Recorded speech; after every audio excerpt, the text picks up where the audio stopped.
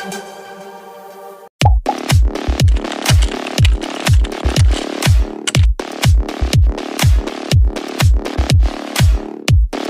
आज़ादी के सिलसिले में आज 14 अगस्त 2022 को बाबू नौरोज़ स्पोर्ट्स कॉम्प्लेक्स वेमन आल में किक बॉक्सिंग का मुकाबला हुआ।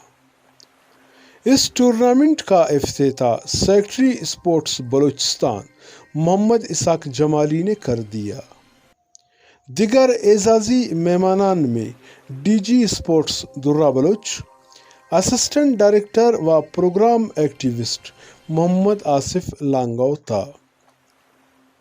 इस टूर्नामेंट में मुख्तलिफ वेट के खिलाड़ियों ने हिस्सा लिया।